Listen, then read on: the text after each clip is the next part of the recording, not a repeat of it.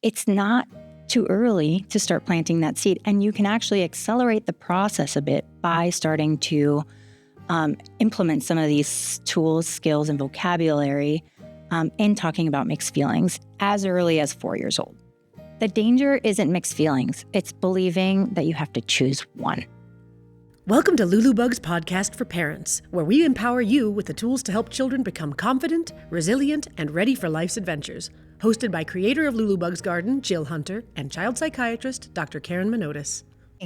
Here we are again, another episode of Lulubug's podcast for parents. And you know those moments when you have one certain emotion about one thing and then another emotion about another thing, but then there are those moments where you have two emotions about the same situation. Or more. Or more than two. And especially when your child, let's say, is very excited to go to school, the first day of school with all their new friends, a new teacher, all the new snacks they're going to have, and just the whole school experience. And then the other emotion that all of a sudden pops up right before you're standing in front of the school building and they're so nervous to go in. That was definitely something I experienced. I'm so excited to talk about this topic with you, Jill, today, because it is confusing and it's so important to start laying the foundations of like being able to precisely help your child precisely identify what are all the emotions that they're experiencing and that's okay to have all of them at the same time. And here's the part that nobody tells parents is that your young child cannot compute that yet.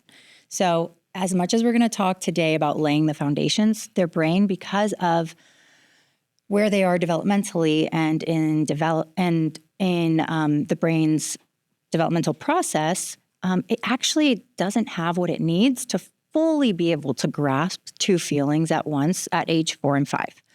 We're going to talk today about what that age is that they actually can grasp that, why the meltdown at the first day of kindergarten when they've been so excited about it all week makes perfect sense, and how we can plant those seeds early as parents. Yes, I would like to hear more about this, especially like what age it is that you're saying they can't identify two different feelings yet, and at what age they can, and what that looks like and why their brain does that. Why can't they? Right. Well, let's start with kind of the brain science and the development piece of it so that we can talk about, what helps and what are the benefits, short-term, but especially long-term, of planting these seeds early.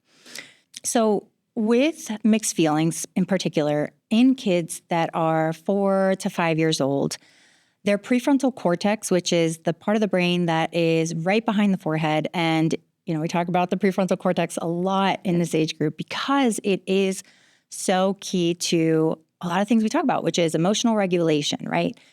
Abstract thinking, problem solving, planning, executive functioning, so many different things. But in this case scenario, it's really being able to hold two concepts at the same time. So the prefrontal cortex is sort of in charge of that specific skill. And because your prefrontal cortex, as we know, does not develop fully till your mid-20s, in 4 and 5-year-olds, it is very underdeveloped, and it is something that they cannot compute yet. Typically, in 4 to 5-year-olds, they can feel both. It's not that they can't feel both, but they can only really identify one at a time, and it's usually the loudest one in that moment. So that awareness really lags the experience that they're having. So the amygdala, which is the emotional part of the brain, sort of the brain's threat or alarm system, and the reward circuits can actually fire at the same time. And the reward circuits is your dopamine circuit. Both of those pathways exist in your 4 to 5-year-old child's brain, and those circuits can fire at the same time. And so those two emotions, excitement, anticipation, and then fear and nervousness literally run in parallel. That's interesting. Yes, it's so the hardware, as so to speak, is there. It's built in. Yeah. However, the front part of the brain that's involved with identifying, labeling what they're feeling from those two other parts of the brain cannot compute because it's underdeveloped, that they're both happening at the same time. So one of the things that we talk about in our house is I've kind of just done this because it was fun, but it actually works, is we put together the two words. So if you're nervous and excited, we say, I'm nervous-cited.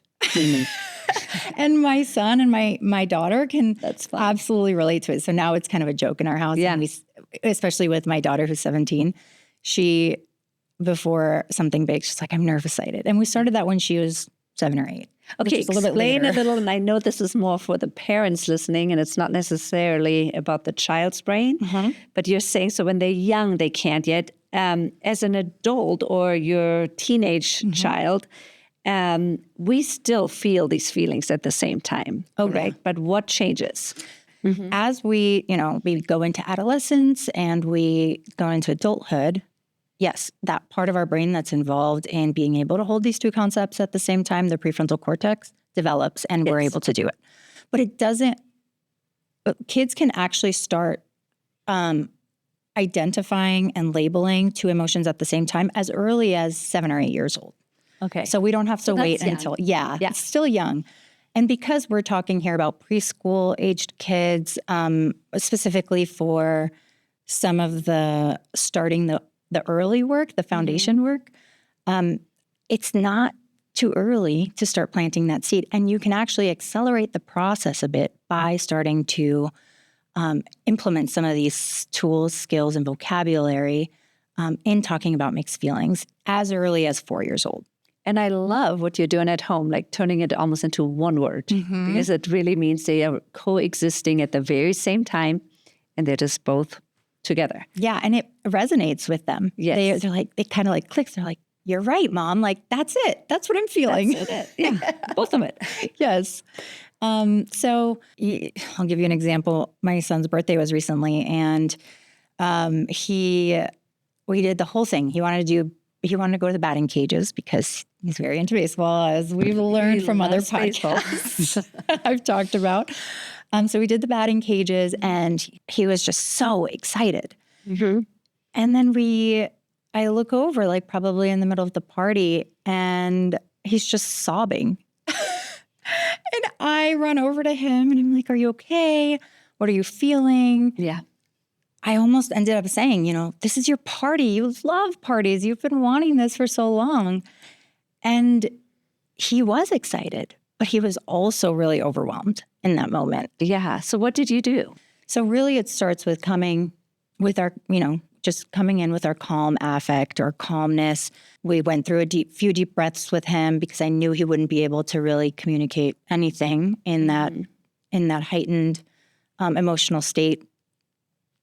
Just bringing his nervous system to a more regulated place and validating, like, hey, you seem like, and I just sort of narrate what I'm seeing. You seem like you're overwhelmed. You seem like you're having a hard time. I couldn't really place exactly what was going on because, again, to me, it didn't fit the scenario. Well, and maybe, I'm just thinking back of this birthday party of my daughter's. So long ago, but I really do remember that moment, that you in that moment don't really know what maybe happened or what triggered this moment. And you're really not aware. Did a child just take something away, or did something happen? Did somebody say something unkind? Or is it truly just from an inner feeling of, being overwhelmed? Right. You really kind of have to read into this situation a little bit. Right. And we are our child's voice. We are their narrator, because a lot of times they don't even know why they're crying right now in that moment. Yeah. If there wasn't, if there wasn't a situation like what you explained with another child potentially. But in this scenario, I really don't think my son really understood what he was feeling. And so it was my job to try to figure that out. Once you get them to that state where they're feeling just a little bit, their nervous system's a little bit more calm, and maybe they're able to be in a place where they can listen or even, just process anything that you say to them. It's our job to narrate the experience for them. And even if we're wrong, that's okay. They'll correct us. So they know maybe they don't know exactly what they were feeling, but they know what they're not feeling. And so I just said, hey, you're so excited for your birthday party. And using the word "and," I said we would use it a lot during this episode. And you seem really mad. And he said, no, Mom, I'm not mad. He said, I'm sad. And I don't think necessarily it was sad. I think he put it to sad because, again, he's still kind of categorizing feelings right now. But I could better understand that he wasn't angry. He was in a place where he was sad or maybe just overwhelmed. That's what it really felt like. Yeah. And so I said, oh, okay, you're feeling excited about your birthday and all the fun things that are happening, and you're sad or maybe overwhelmed. And he said, yeah, I'm feeling overwhelmed too. Oh. And he got it. It kind of clicked, right? Yeah. And so it's our job as parents to do our best to narrate what we're seeing and what we think based on this context and situation of what is going on emotionally for them in that moment, so that, again, it kind of clicks in for them. And again, using the word "and" is the big key here, right? Never "but," because "but" erases the first feeling, right? I can say to you, Jill, I'm so happy to be here, but I'm exhausted. It kind of makes it feel like you're not really happy to be here, right? Yes. I mean, I think we naturally use that word "but" in those situations often.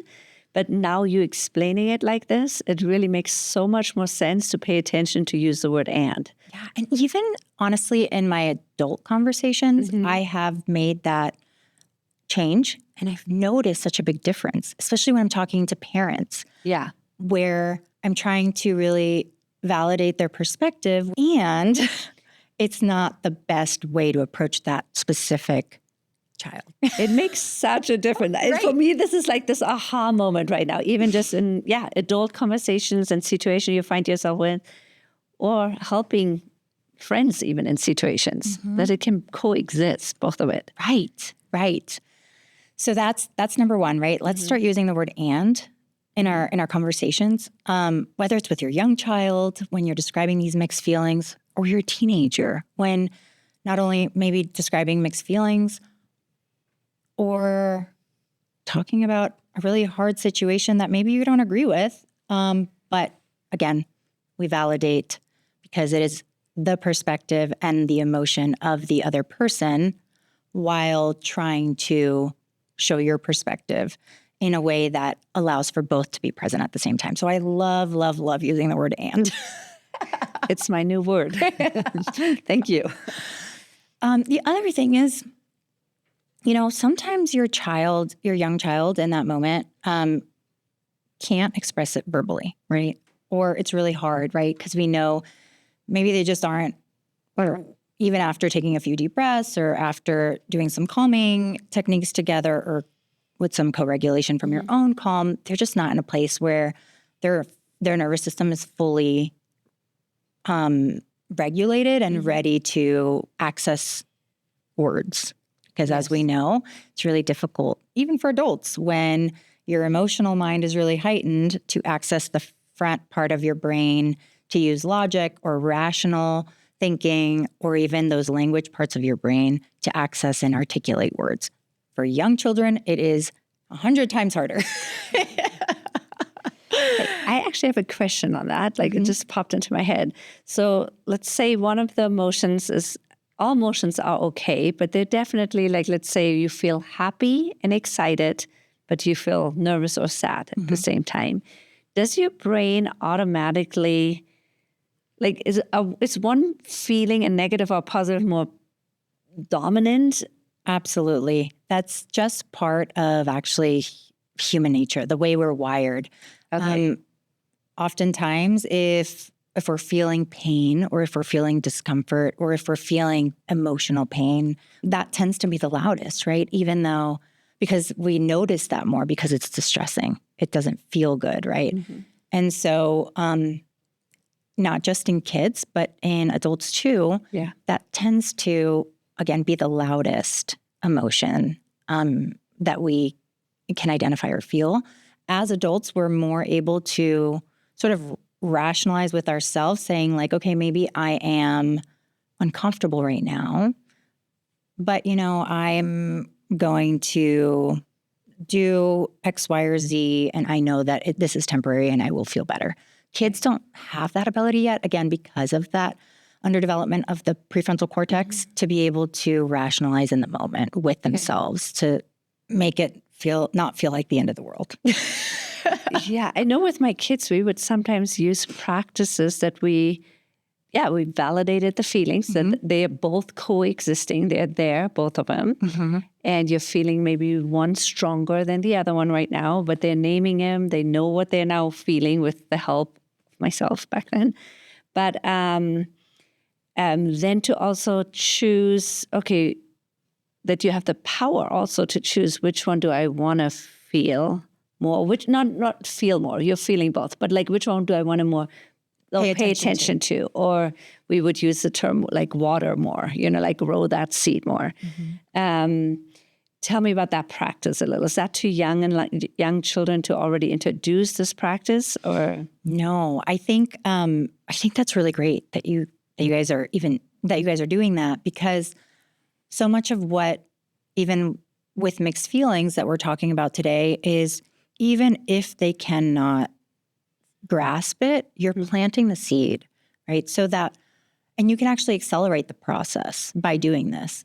So the development that's happening that's so crucial is the myelination. And myelination essentially is, if you think of electrical terms, just as metaphorically, if you think of a wire that conducts electricity, it's the insulation around the wire. So this is in neurons in your brain, in that part of your brain.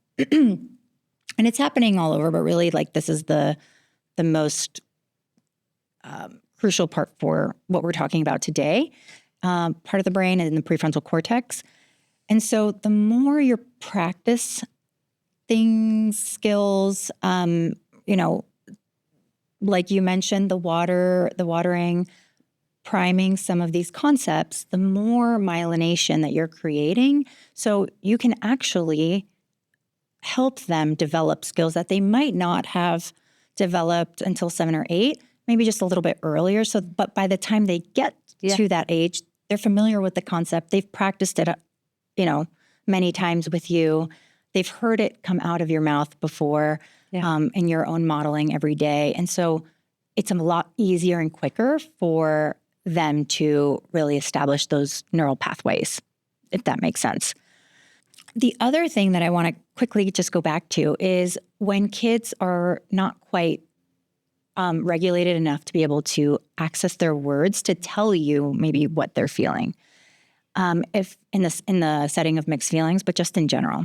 One thing that can be really helpful for kids that are 4, 5, 6 years old, who are very concrete thinkers, not yet abstract thinkers, like we see start developing in adolescence, that abstract thought. Concrete really means that they need to see it, right, to understand it. So sometimes in that moment, it's helpful you can do something as simple for them to visualize the feeling and you don't need crayons, you don't need paper, you can just use your hands. And you can say, I have 2 hands right now. This is sad, my right hand is sad, and my left hand is excited. And you can just say, which hand, which feeling, and just point to it, is bigger right now. And it tends to be a lot easier for them to just point and say this one or this one. So it can be a really helpful tool in the moment if your child is just not ready or doesn't have the ability to communicate verbally to you in that moment because of just that heightened emotional state.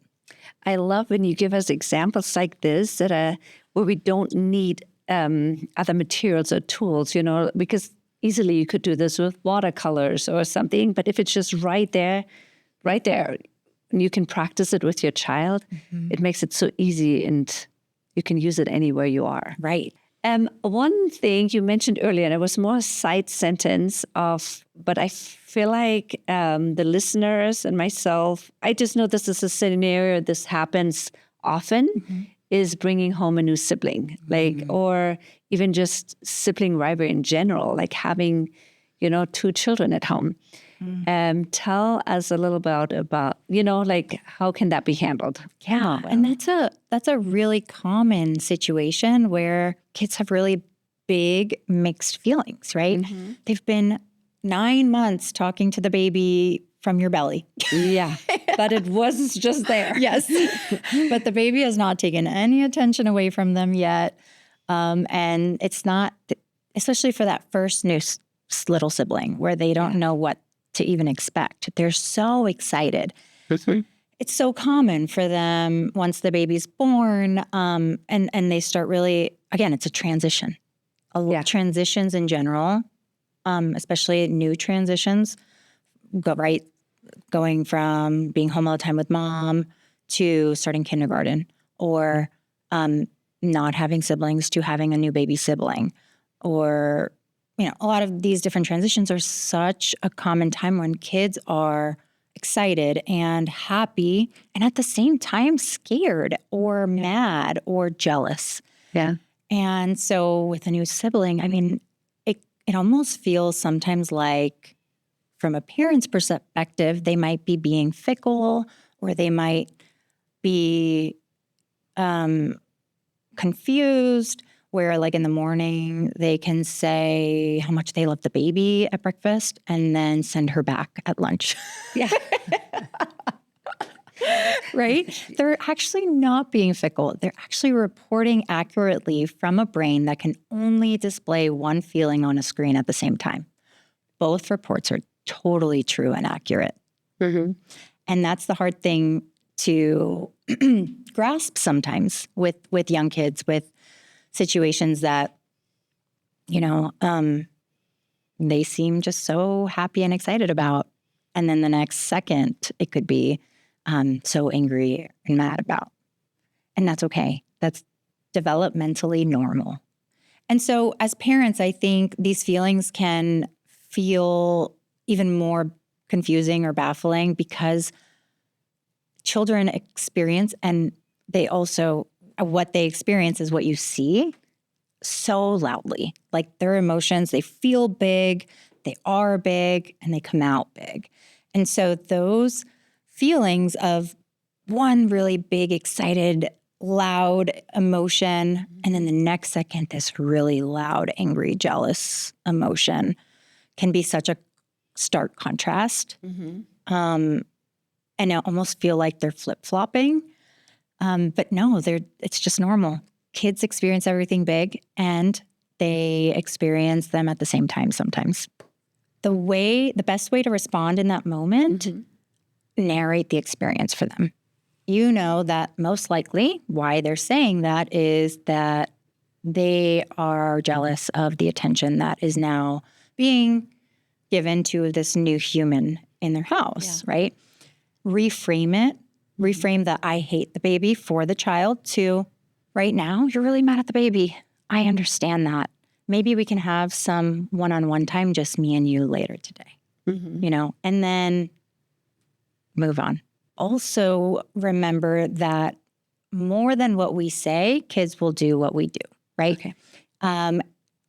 They mimic us and the things we say, how we say them. They really mirror that more than if we are doing something, but tell them like, hey, this is how you should be doing it.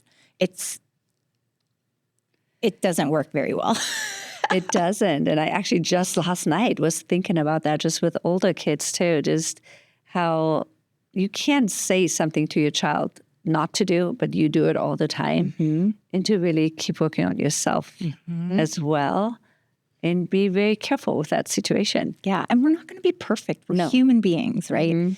But we can have that awareness so that when we're having mixed feelings, we can say it out loud in front of our kids, to our husband, to our other kids, to our friends on the phone, so that our kids can hear it, but also so that we can practice understanding our own experiences out loud. For example, a very common mixed feeling that I have as a parent and that I know many parents have is, wow, I'm so happy that you're growing up and you're developing and you're gaining all these milestones and skills. And I really miss when you were a tiny baby. Right? It's like this bittersweet feeling of seeing your child grow up and saying that out loud in front of your kids or to your kids.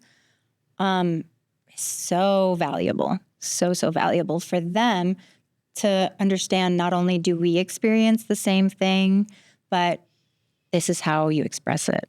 It feels to me that today we're not just learning a lot of things on how to practice these skills with our little ones and little kids.